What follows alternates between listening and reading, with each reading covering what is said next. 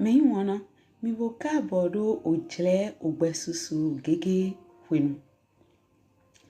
To kan heji mina tindo droje gbonjo mi on Kristi Jesu tondali nando non la wendagbe podo nando ma homejrado ho.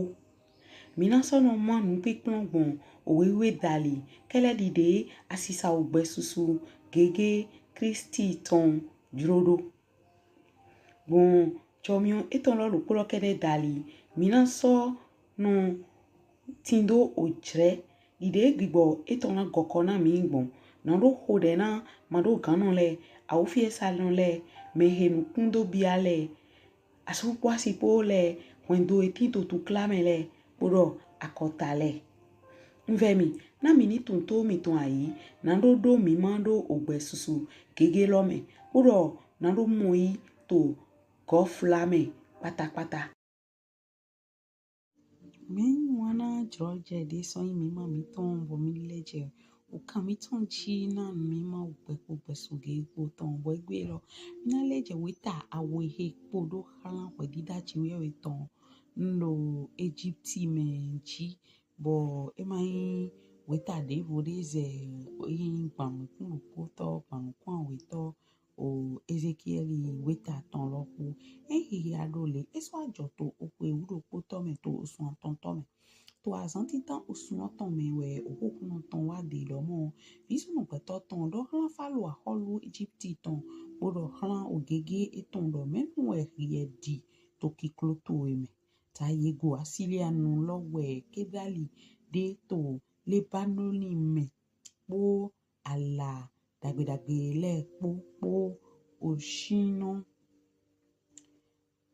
yeton no depo po ote agai deton po atadanu eton sotin to asrole shinshin osinle hen ewo wu dogbo le so hen ewo nado hen oto eton le sa le do ogle eton po ewo sodo to pese eton le hlan je atin danji ton le pode ene utu we ye doze ote eton daga to atin danji ton le poji yiso hen alada ho eton le sudeji ala finfin eton le so lezon oga bon osinda ho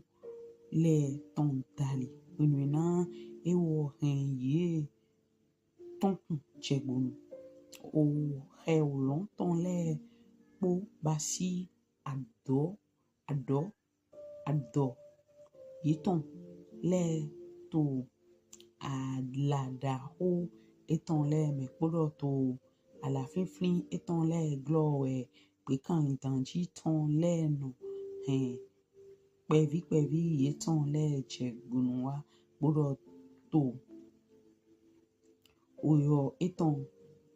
eton glowe akota le ponono lewe ewo yin wan penu to kiklo eton me to ote didi ala finfin eton le ton me nando eton tin gbon osinda ho le dali kedali le to ochipa chiwewe ton me ma sogan hola ewo gba atin fli le manatin chijle do alada ho eton le guba poro atin plani le mantin di ala finfin eton le gba mo atin de pepe to ochipa chiwewe ton me de mantin chijle do ewo ko to han pe eton me nye hen ewo zun han pe no mo gege ala finfin eton le ton dali mo bo atin edeni ton le po he tin to ochipa chiwewe ton me ewo nuve na ye lewe okunu chiwewe do na yeze yedaga to ote me wutu bodo ewo koze adadanu eton do aslo le chinchin bo yeso ze aiha daga to agayi eton ido nyena jo ewo do alo hono akotale ton me ewo na san he ngongbo nyen ko zan nyen ko nyan ewo chegbonu na nyinyla eton podo ochunu le musisi akotale ton ko san ewo se boko so jo ewo dai ye hen ala finfin eton le fin to ose lo ji po podo to àgbàdo le po me podo ye fin alanda ho eton le po mon osi hwen aigba lo ton le po dali ye so hen akota aigba ton le po chete yi son oyeten eton me boko so jo ewo dai o he olonton le po we nono bi gba sudo eton ji bodo gbe kan lindan ji ton le po na so tin to ala finfin eton le ji han o podo do di pepe son atin le po me so tin le dali de ze ye de daga to oten ye ton me blo mo ye ze dadanu ye ton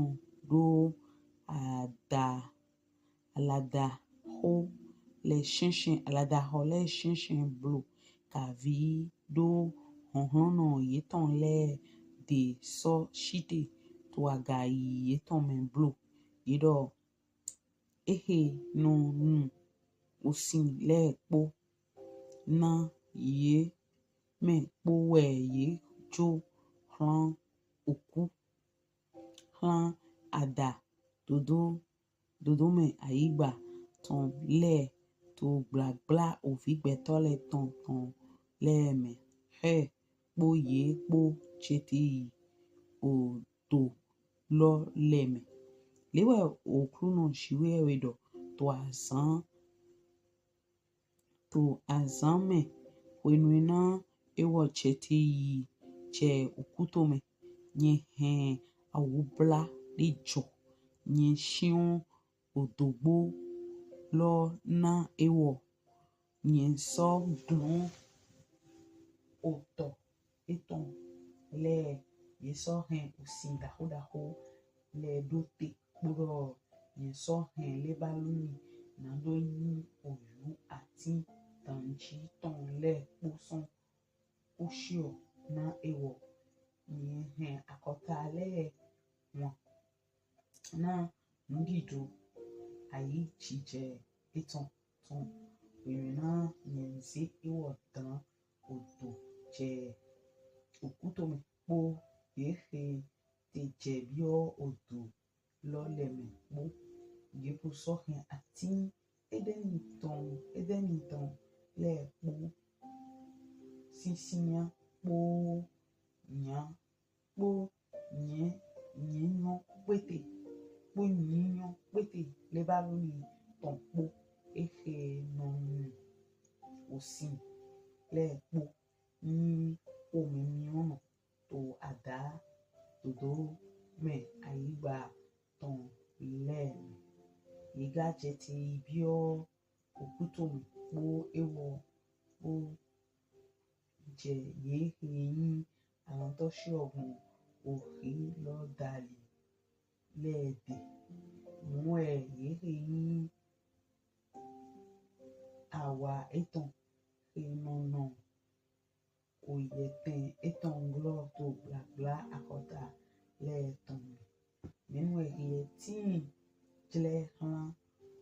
lólè tó ogigo kpọrọ tó kíkúrò tó àti edeni ton le shinshin kan show ìyẹn náà ní ìhìn jẹ̀tì wá po àti ìdẹ́ni tán lẹ́ẹ̀po jẹ àdá dodo mẹ́ àyígbà tán lẹ́ẹ̀lọ́ èyí náà wọ́n àyí tó blabla wẹ̀mọ̀ gbọ̀nà lẹ́ẹ̀tàn mẹ́ po yé eyín àlàtọ́ṣe ọ̀gbọ̀n òhì lọ́ta lẹ́ẹ̀po ehewẹ̀ fálò po ògègé ètàn lẹ́ẹ̀po wẹ̀ òkúnù ṣìwé ẹ̀wẹ̀dọ̀.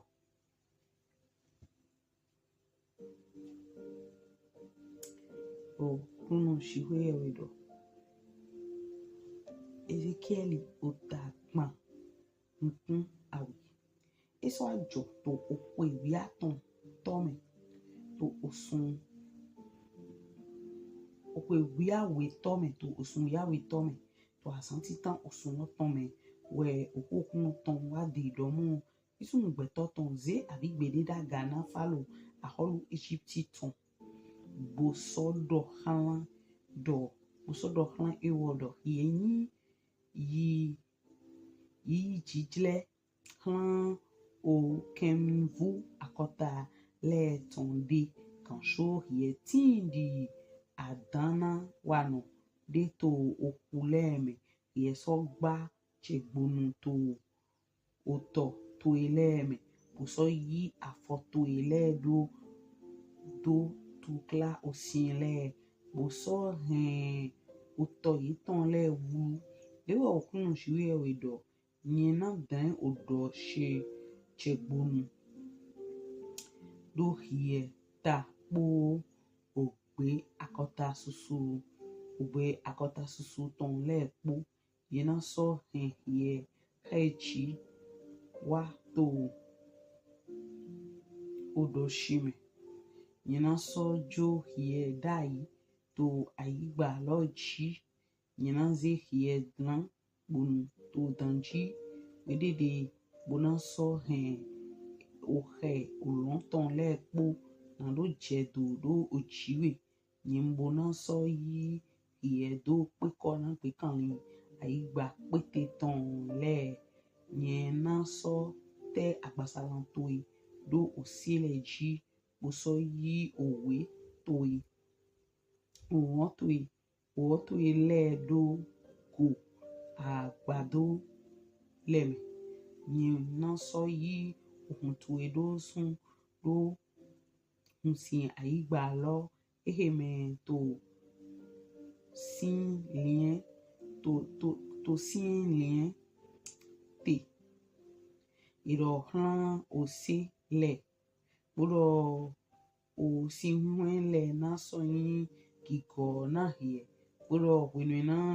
yẹn náà flu hìẹ ṣe sẹ̀ yẹn náà ṣíọ́n òlọ́n lọ bó sọ sunkulẹ̀vù ètàn lẹ́ẹ̀ náà ló bla wù yẹn náà yí àslọ̀ dédó ṣíọ́n òpè òsùn mà náà sàn náà hìhàn yẹn náà yí àslọ̀ dédó ṣíọ́n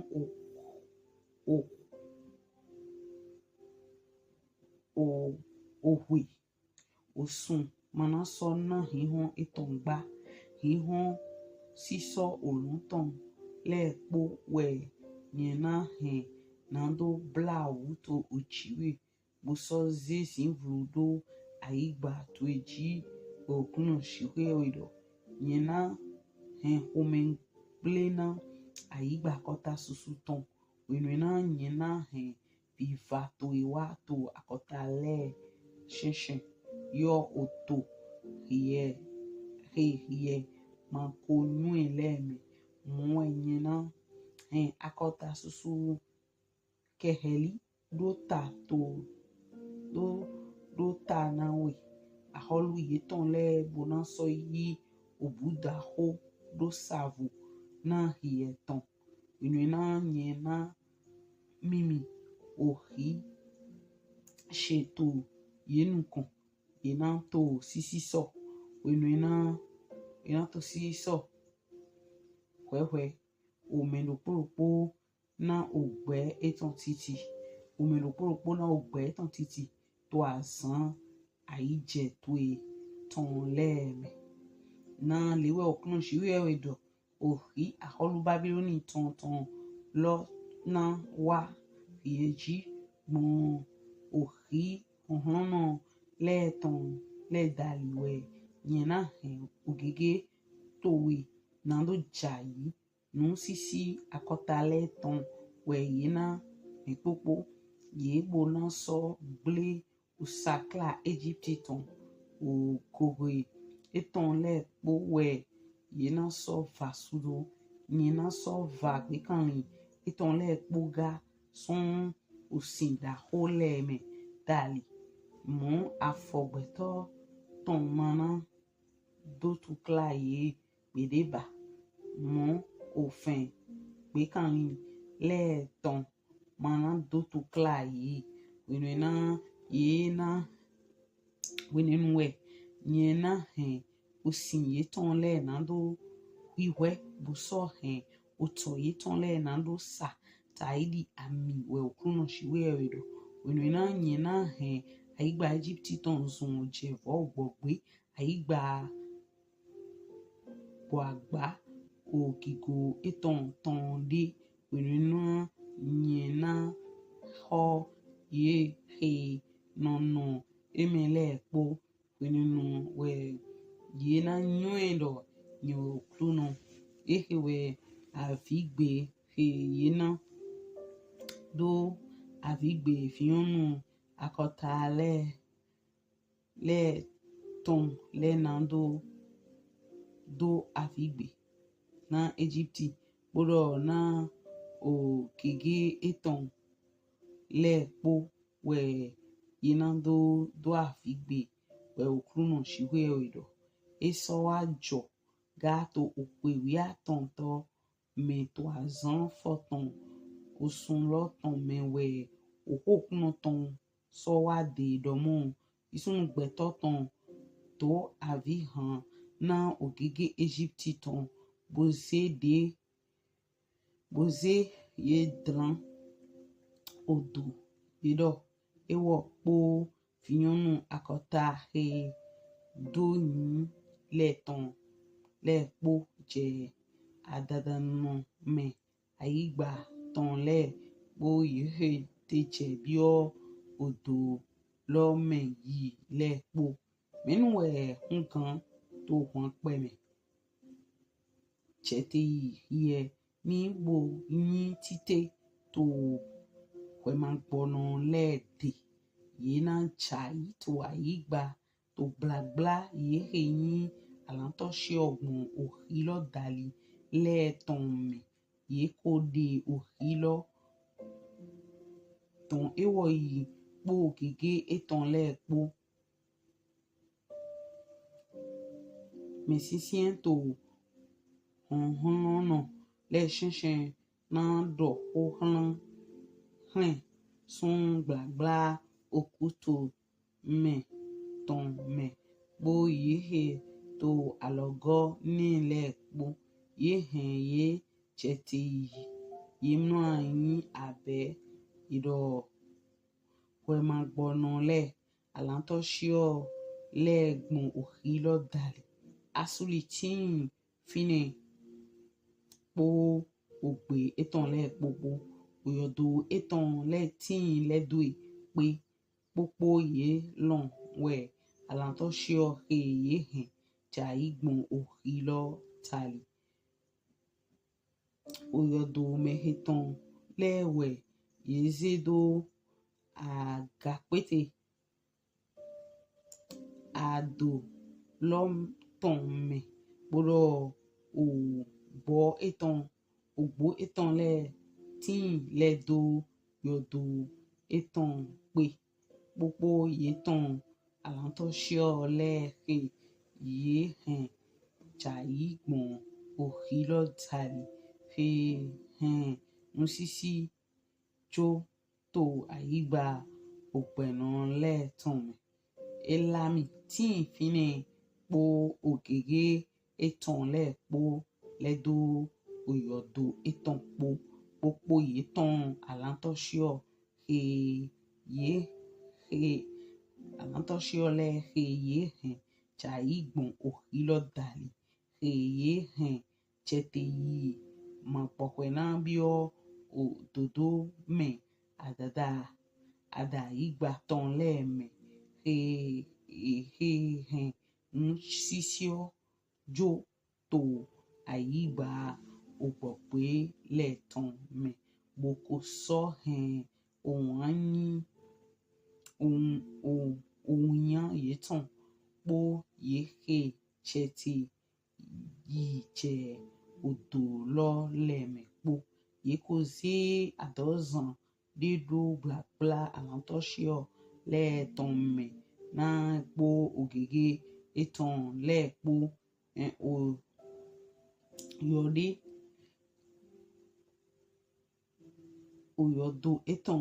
lẹ́ẹ̀tìn lẹ́dú èpè pópó ètàn tàn wẹ̀ máa gbọ́nà àlántọ́ṣíọ́ gbọ̀n òhì lọ́dàlì náà yéhe nu sìn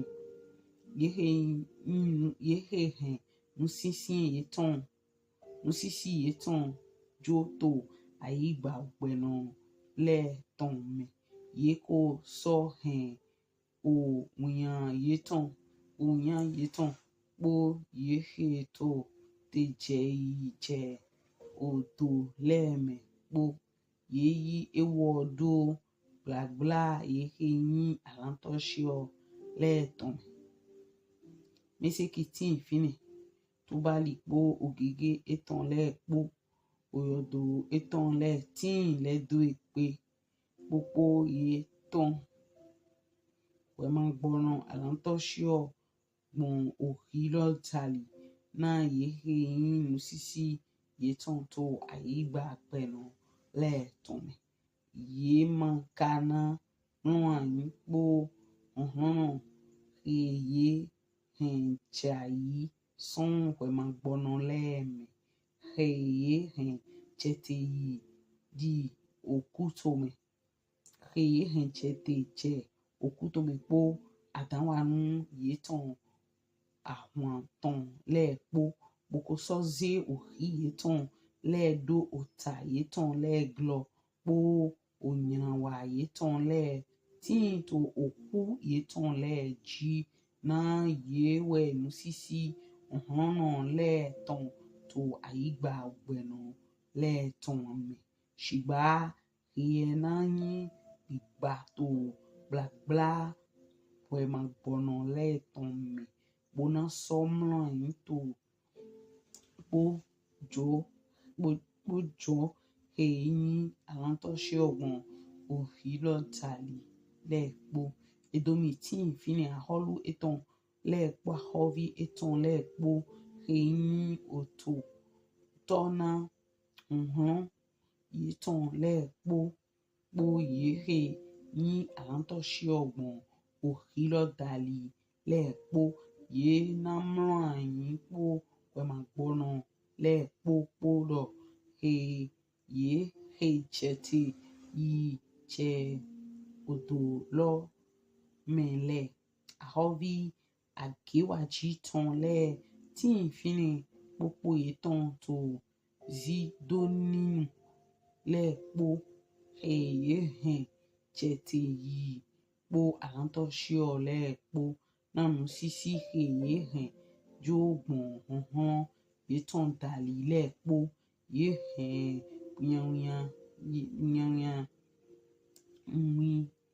yan òye bó yé sọ rán àyín wẹ̀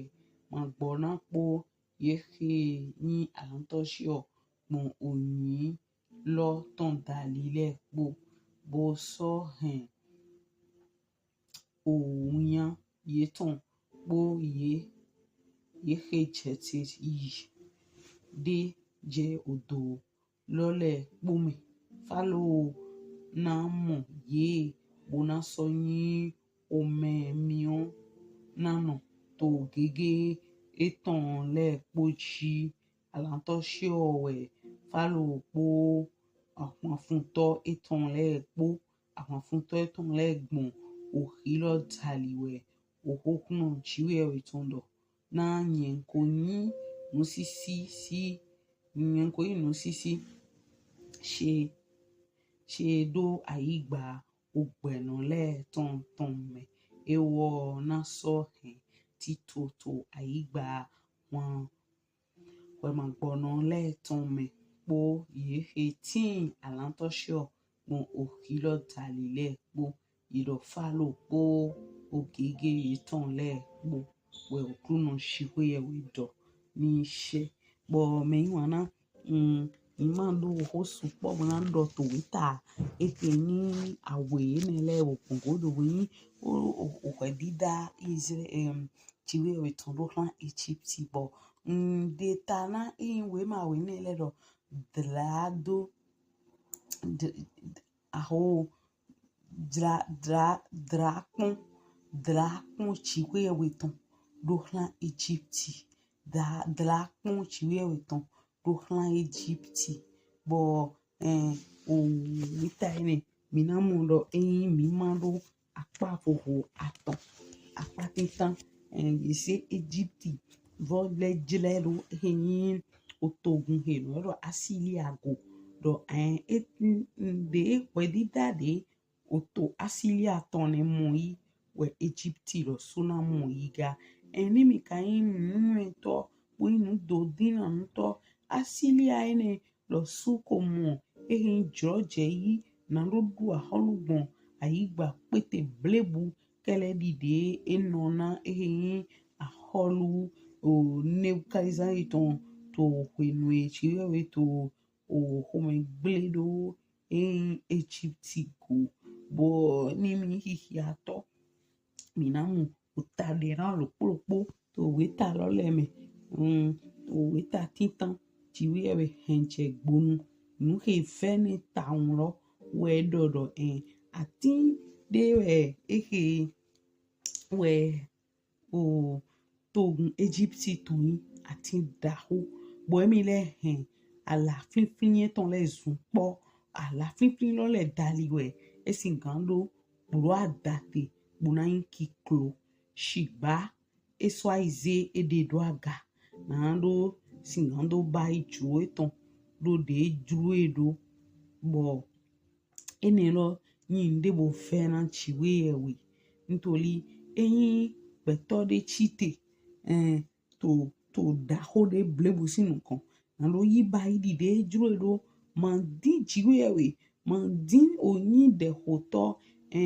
otogun blebu eno aswa ho enele lo to ganele tame bo mi pinpon to mi do na yin nunu to oto mi ton leme bi eche e ze mi zondo lo propo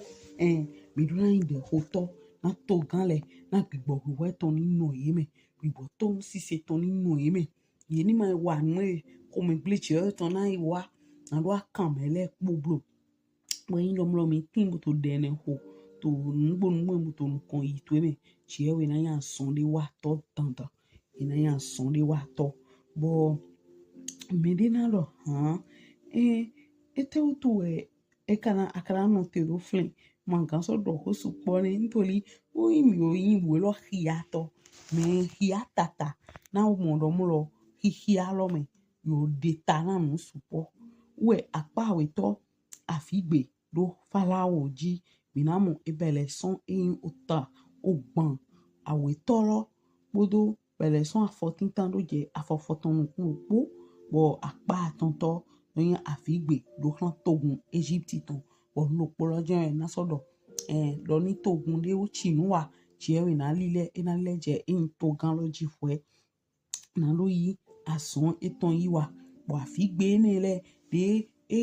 Ezekiel Zedaka bodo esoyin o hia donude logbon nu emi ma bon o sede wa ile dali bo mi dodo ye ma fleme de ko abi chame de ko to nu kun bibia me loton wenu abito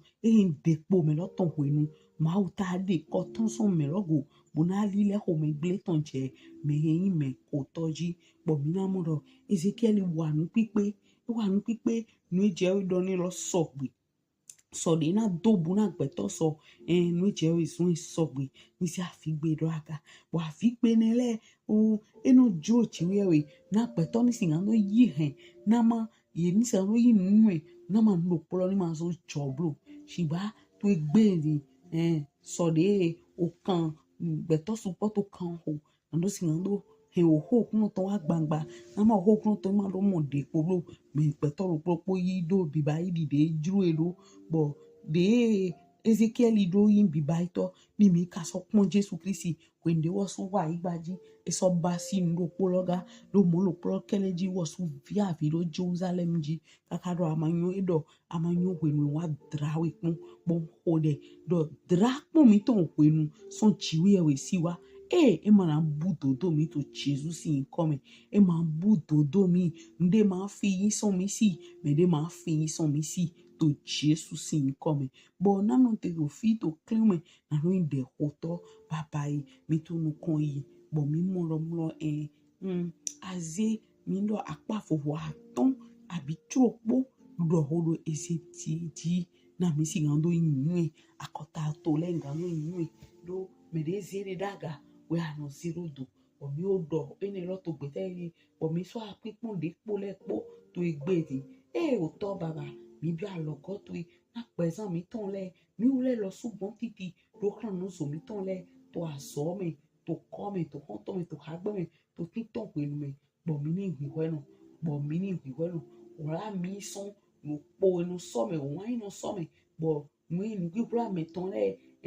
inu aze je gbangba inu asi je gbangba na ro skan to gba nkun me na mo so bo enu he to klawa baba ra mi son mu iwa mo ko si to Jesus in come mo na mi pe si so na ro skan to so gbe ro tro pipe to me nítorí ní Egypt no te ro jo pipe to me so de adin te me lo to deni me bo fun ala eton kaka bo yan wo wan ti to piwe me me de ma ncho ne we mbio gigbo piwe ton na yin mbio na hun do me che ton le bi akun visu na ni yun pe tori pe yin Kristi Jesu na me gigbo piwe ton na me gigbo irele ton gigbo suru ton na kigo to kere ni singa no so ya to nu pipo me eyun ndo we baba se wo to acheji to Jesus in come me hode lote nse bo je me ni na to ido je we do fie mu ifie kaka bo ni wa lile ji peto jire iro ba peto po je we ma lo fie re baba dagbere we mi wule we dura yin mi nítorí nu edo jo son ji pa deni ton ro me we do pe to jijo bo ve do jijo bo me ro propo na yi bayi lo de tuero man tinchi we mo bo na lo zere do aga na lo do hiaro yen ton enyo me Egypt bi o to clamene nítorí wo supapa we fo fun ala atin de ton kakabo atin lo si o ta siso wa iton to asro le me ye ka dodo o ala to we ngbiglo ala iton ni ngbiglo bo me de na do de ro ala iton ni ngbiglo ro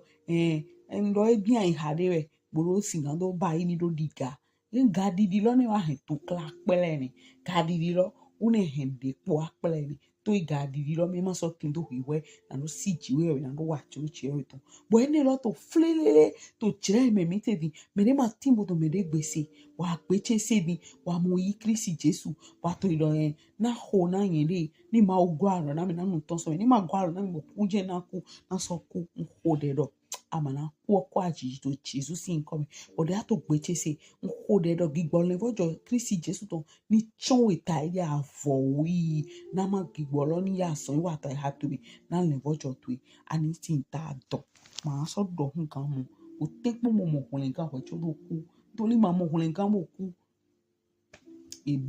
ebu pete mi na mo do we lo me edo we lo do horo yin we ma gbono le me yo we ma mo hunle kan le we ma do kan chicha po je po we yoro we ma gbono le we je we lo we no mi na pipe je do ena imu to gan aholu da ho da wa si ile aton o do apon fun to etan le po ma mo we ma gbo ma gbo we po do mi po to kuto me to ayi gbaglo nko de do ma mi ma mi ton ye me de uto gbigbo kun ton so hin mi bo ngwe so to nu te de ji nko de do amara ton to Jesus in come eyon yi ndo do che we ndo do Kristi Jesus ton eso e wo de von to tire mi ton ku pe po pe su ge po me mo no kanji e dabo